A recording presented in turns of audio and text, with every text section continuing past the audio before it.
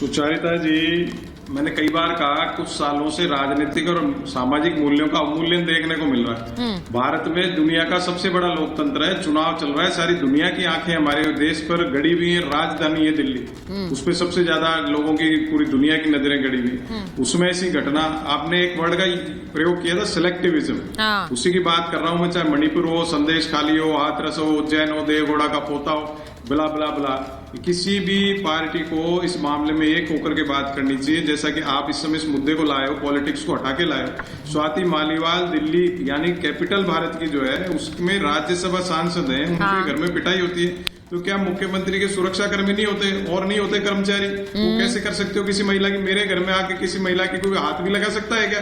अभी उसको सीधा कर दूं मैं 2 मिनट में? तो ये केजरीवाल जी, उनके कर्मचारी, स्टाफ की जिम्मेदारी उस समय देखना चाहिए था कैसे हो रहा।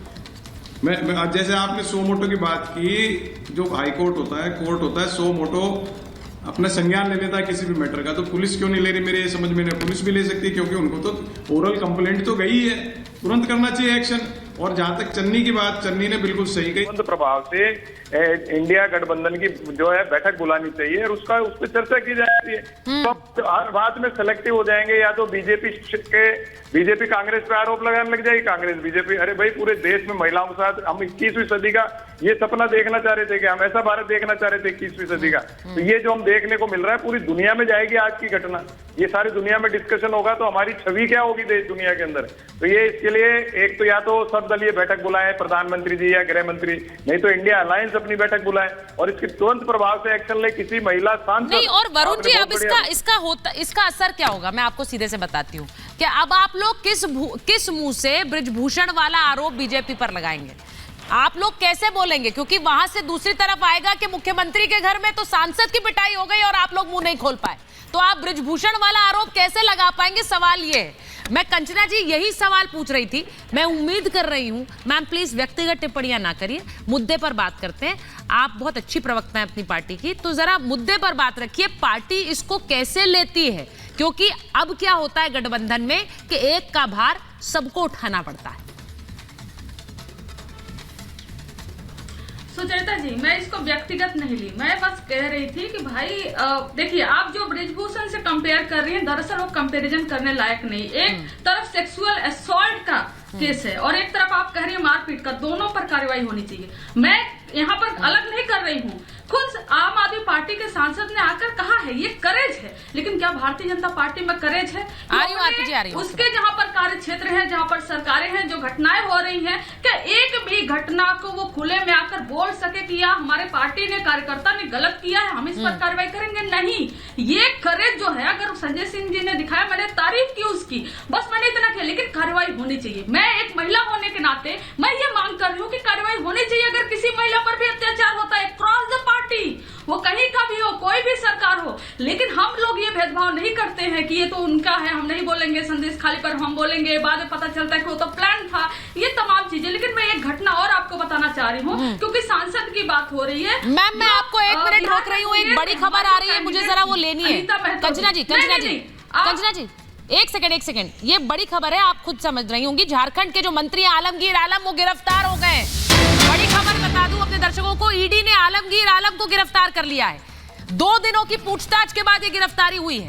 अब आप समझ लीजिए कि रांची में 37 करोड़ जो निकले थे, वो इनके सहायक के, इनके पीएस के सहायक के घर पे निकले थे। और उसके बाद इस पूरे मामले में पहले पीएस गिरफ्तार हुए और अब आलमगीर आलम, जो कि झारखंड में मंत्री हैं, उनको गिरफ्तार कर लिया ईडी ने। ये इस वक्त की बड़ी खबर है। मैं आपको बता रही हूं, झारखंड के मंत्री की गिरफ्तारी, आलमगीर आलम से ईडी 2 दिन से पूछताछ कर रही थी और उसके बाद अब गिरफ्तारी हुई है। ये 37 करोड़ किसके हैं? ये पैसे एक ऐसे व्यक्ति के पास कहां से निकले जिसकी खुद की मासिक आय भी शायद 30,000 ना हो? उनके पास 37 करोड़ कैसे हो सकते हैं? सवाल सबसे बड़ा यह था और इसीलिए उसके बाद ये पूरी तफ्तीश हो रही थी और अब यहां पर आलमगीर आलम की गिरफ्तारी हुई है। ये खबर आ रही है, ये जो तस्वीरें आपको दिखा रही हूं, आलमगीर आलम की तस्वीरें हैं। ये बड़ी खबर इस वक्त की है। मैं एक बार जरा जल्दी से इस पर आरपी सिंह जी, इस पर जल्दी से एक रिएक्शन आपसे ही लूंगी, क्योंकि वो जो नोटों के बंडल देखे गए थे वो हमने दिखाए भी थे और उसके बाद से ये एक बड़ी गिरफ्तारी हुई है। आप पर फिर आरोप लगेगा कि राजनीतिक प्रतिद्वंद्विता के चक्कर में ईडी ने गिरफ्तारी की। देखिए, नोटों के बंडल इनके घर से पाए जाते हैं। कहीं 325 करोड़ रुपए पाया जाता है, कहीं 55 करोड़ रुपए पाए जाते हैं, कहीं अब 32 करोड़ रुपए पाए जाते हैं।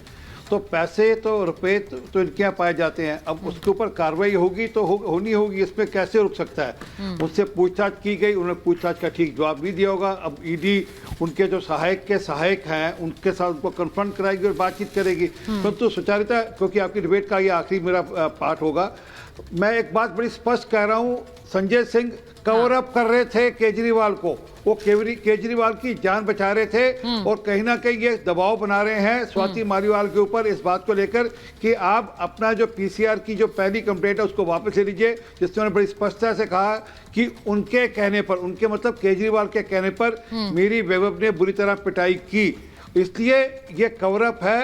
और ये पहली बार नहीं, पहले भी हो चुका है। और केजरीवाल साहब को थोड़ी आदत है, जब वो चिढ़ जाते हैं किसी व्यक्ति से तो इस प्रकार का वह बिहेवियर करते हैं। वो अंशु प्रकाश के साथ जो दिल्ली के मुख्य सचिव थे उनके साथ भी हुआ, और वो सब याद रखने चाहिए जो युंजर यादव को लेकर कहा था कि पिछवाड़े में कुछ शब्द बोले थे, तो वो सब लोगों को ध्यान में है। तो अफसोस ये है कि अपनी पार्टी की एक महिला सांसद के साथ जो आपकी पिछले कई सालों से सहयोगी है, आप खुद मान रहे हैं कि आपके घर में पिटाई की गई, उसके बाद आपने पुलिस में कार्रवाई के लिए आपने पुलिस को जांच सौंपी नहीं।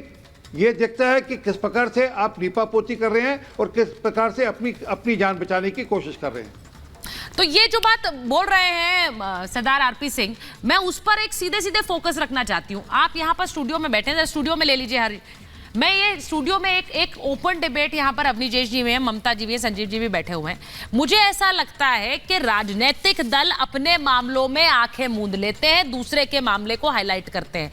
लेकिन आज जो ये खबर आई, जब स्वाति मालीवाल की खबर आई है, इस पर जब आपने आकर एक बार प्रेस कॉन्फ्रेंस में कह दिया कि ये बदसलूकी हुई, तो उसके बाद एक्शन क्या लिया? पहले तो एक एडमिशन होता है, अब आपने तो एडमिशन कर दिया, आपने मान लिया कि एक बदसलूकी हुई है, तो उसके बाद एक्शन लिया जाएगा कि या तो आप मानते ही नहीं कि ऐसा कुछ हुआ है? आप क्या चाहती हैं कि एक्शन अगले 10 घंटों में, 2 घंटों में, 1 घंटे में ले लिया जाए? जब खुद मुख्यमंत्री ने बात टाइम बता दीजिए, 1 महीना, खुद मुख्यमंत्री कह रहे हैं, आपको देखने को मिलेगा। हाँ। एक्शन निश्चित तौर पे होना है।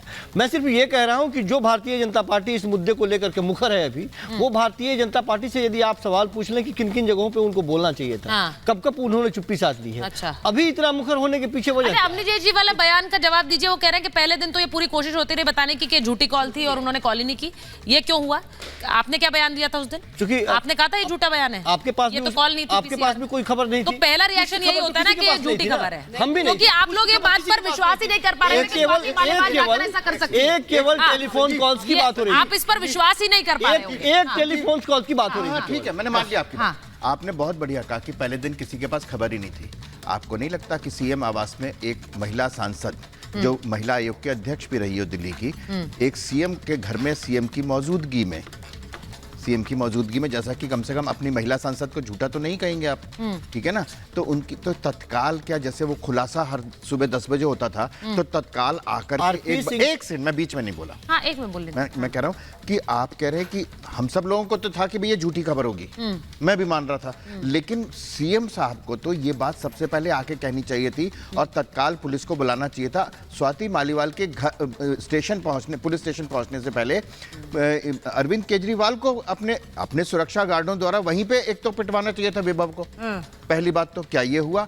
उसके बाद उनको इमीडिएट पुलिस को फोन करके बुलाना चाहिए था कि देखिए इसने हमारे साथ, नहीं, इसमें हंसने वाली बात क्या है? खबरों को तोड़ मरोड़ संजीव जी, सीएम साहब के सामने पिटवाया गया, वो बैठे थे, उन्होंने कहा कि मारो, ये सारी कहानी करते रहिए आप। सवाल ये है कि दुर्व्यवहार की बात है, बदसलूकी हुई और इस हद तक हो गई कि पीसीआर कॉल करनी पड़ी। नहीं, संजीव जी,